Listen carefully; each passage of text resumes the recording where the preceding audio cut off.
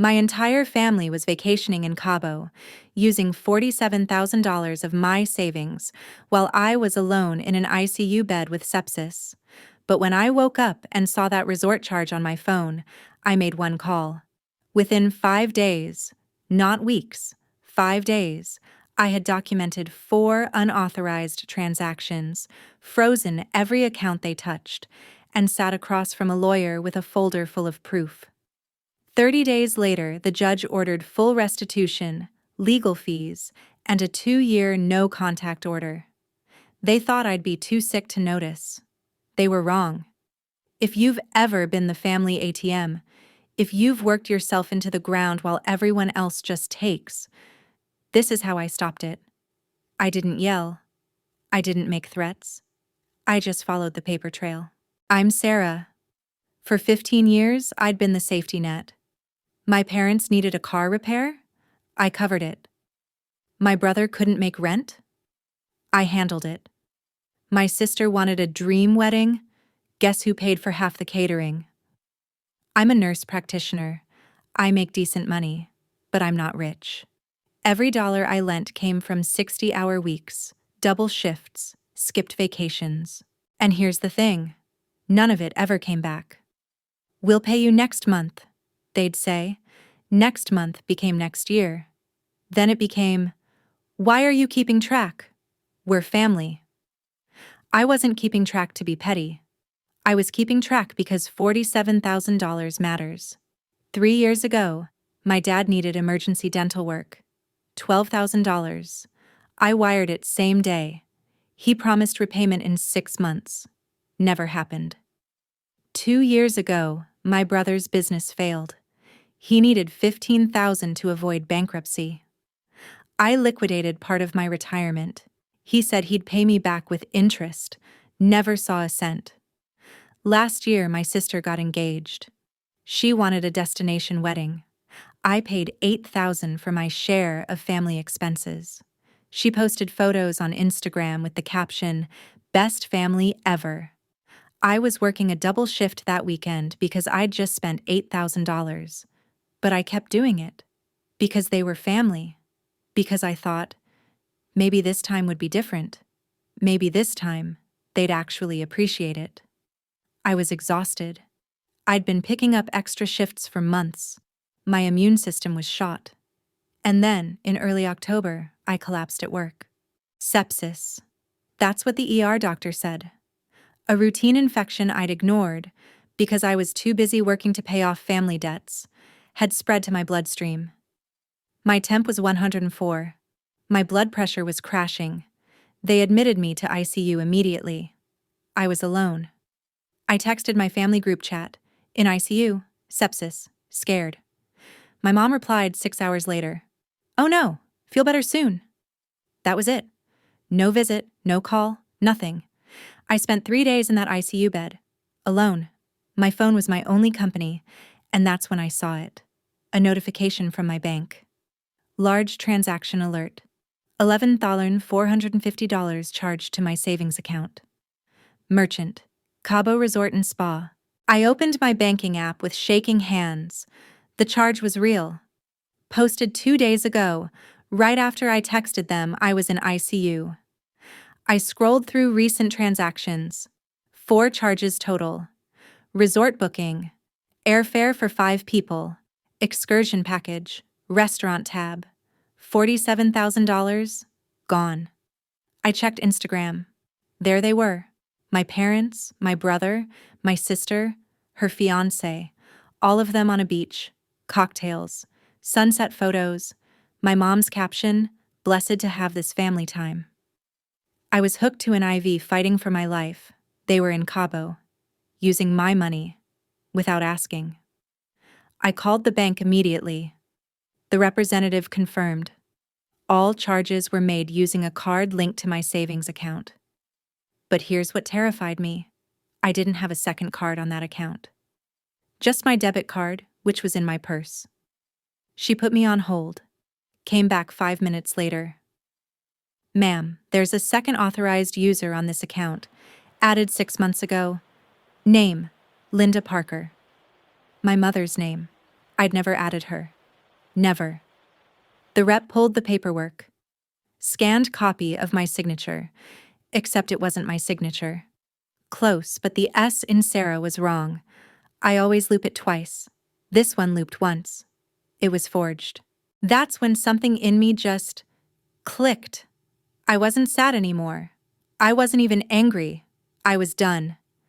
Every instinct screamed to call them immediately and explode. But I didn't. Instead, I did something smarter. I called my lawyer. She answered on the second ring. I explained everything. The ICU, the charges, the forged signature. She said 5 words that changed everything. Don't confront them yet. Document. She told me the bank would need multiple transactions to establish a pattern. One charge could be disputed as a misunderstanding. But 4 charges over 5 days? That's systematic theft. She said, "Give me 5 days, just 5, get 4 documented incidents, then we file." So that's exactly what I did. Over the next 5 days, and I want to be clear, not weeks, 5 days, I gathered evidence. Day 1, I had the bank flag my account and send me real-time alerts. I saved every transaction receipt. Total so far, 4 charges, 47,200. I had legal access to these accounts. My name was on every single one. Day 2, I requested the forged authorization paperwork from the bank. They overnighted it. I compared it to my real signature on my driver's license. Clear forgery. I photographed everything. Day 3, I checked the credit cards. My mom had added herself as an authorized user on 2 of my credit cards. Again, without my knowledge. Small charges going back months. Another $6,800 I'd never noticed. I documented every single one. Day 4, I froze every account. Every single one. Checking, savings, credit cards, everything. I called each bank, reported unauthorized access, and requested fraud investigations. I stopped the theft immediately. Then I gathered proof of what they'd already taken. My lawyer said, "Do not warn them. Let them try to use the cards again. We need them caught in the act." They tried that afternoon. Declined transaction at a Cabo steakhouse. $1,700. Declined. I saved the notification. Day 5, my lawyer and I met with a forensic accountant. 4 unauthorized transactions, 5 days of evidence, forged signatures, unauthorized credit card access. She looked at me and said, "This is textbook financial elder abuse, except you're the victim and they're the abusers. We have everything we need." Here's the truth. Those 5 days were hell. Every time my phone buzzed with a family text, "Having the best time. Wish you were here." I wanted to scream at them. But I didn't. Because my lawyer said the moment I confronted them, they'd start covering tracks, deleting evidence, claiming it was a misunderstanding. I'd waited 15 years for them to do the right thing. I could wait 5 more days to make sure they faced consequences. And here's where I need your opinion. What would you do in this moment? You have proof. You have a lawyer. Your family is still on vacation, posting photos, having the time of their lives on your money. Do you wait for them to come home? Or do you blow it all up right there? I chose to wait. Here's what happened. They came home from Cabo on a Tuesday. I was discharged from the hospital that same day. Still weak, still recovering, but alive. They didn't visit me, didn't call, nothing. My mom texted, "Home, can't wait to tell you about the trip." I replied, "Come to my apartment, tomorrow, 2 p.m., all of you." She wrote back, "Ooh, family gathering." She had no idea what was coming. They showed up right on time. All 5 of them, tanned, relaxed. My brother had a souvenir t-shirt. My sister was showing off her engagement ring to my mom. They walked into my apartment like nothing was wrong. My lawyer was already sitting on my couch. Folder in front of her. My mom saw her first. "Oh, Is this about your will? Are you updating paperwork? She thought I was giving them more money. I sat down across from them. No, Mom. This is about the $47,000 you stole from me while I was dying in an ICU. The room went silent. My dad tried to speak. Sarah, that's... I cut him off. I'm not done. I opened the folder. I showed them 4 things. 1. Bank statements showing all 4 Cabo charges: resort, flights, excursions, dining. $47,000 from my savings account. 2. The forged signature authorization adding my mother as an account user. I held up my driver's license next to it. My signature loops the S twice. This loops once. You forged my name. 3. Credit card statements showing 6 months of unauthorized charges. My mother's name added to 2 cards I'd never approved. Another $6,800. 4. The declined charge notification from day 4. $1,700 at a Cabo steakhouse, attempted after I'd frozen the accounts. Proof they were still trying to access my money even after I'd shut it down. My mom's face went white. Sarah, we were going to pay you back. You forged my signature. That's not borrowing. That's fraud. My brother tried a different angle. You've always helped us before. We thought. You thought I'd be too sick to notice, or too dead to care. My sister started crying. We're family. Family doesn't commit felony theft. Family doesn't leave each other dying alone in hospitals. My lawyer leaned forward.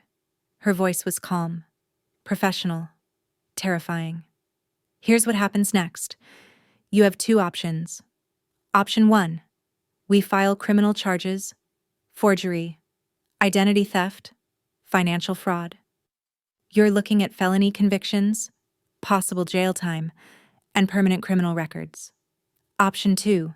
You sign this agreement. She slid a document across the table. Full restitution of $47,200 within 90 days. Reimbursement of $8,000 in legal fees. Immediate removal from all accounts. 2-year no-contact order. You do not call, text, email, or visit Sarah for any reason. You agree to family therapy at your expense. And you never, ever contact her again without a written request she can choose to ignore. My dad found his voice. You'd send your own parents to jail? I looked him in the eye. You left me to die alone while you spent my money on vacation. Yes, I absolutely would. They signed. All of them. Right there. My lawyer had it notarized the next day. So here's my question for you. Did I go too far? Some people say family deserves second chances, that I should have just asked for the money back. But here's what I know. They had 15 years to do the right thing. They chose to forge documents and steal instead. The bank returned the $47,000 within 2 weeks. Fraud claim approved. My credit card companies reversed the unauthorized charges. Total recovered, $54,000. Plus, they paid $8,000 in legal fees. I got every penny back. And more importantly, I got my life back. 3 consequences happened fast. 1. My parents had to liquidate their vacation fund to pay me back. The same fund they'd been saving for a European cruise. Turns out it's easy to save when someone else pays your bills. 2. My brother's wife found out he'd stolen from me. She filed for separation, told him she couldn't trust a man who'd abandoned his sister in ICU to party in Mexico. 3. My sister's engagement ended. Her fiancé told her family he wouldn't marry someone who'd abandoned their sister in an ICU bed for a beach vacation. As for me, I took that recovered money and did 2 things. First, I paid off my mortgage early. Second, I booked myself a real vacation, solo trip to New Zealand. 2 weeks. No family, no guilt. Just me. And here's the thing I learned. Boundaries aren't cruel. They're survival. For 15 years, I thought helping family meant sacrificing myself. It doesn't. It means protecting yourself so you can help from a place of strength, not depletion. I haven't spoken to them since that meeting. The no contact order ends in 14 months. Part of me wonders if they'll reach out when it expires. But honestly, I don't think I'll answer. Some bridges are meant to burn. If you're the family ATM, if you're exhausted from giving and getting nothing back, this is your sign. You're not selfish for protecting yourself. You're not cruel for demanding basic respect. You're just finally putting yourself first. And that's not something you should ever feel guilty about.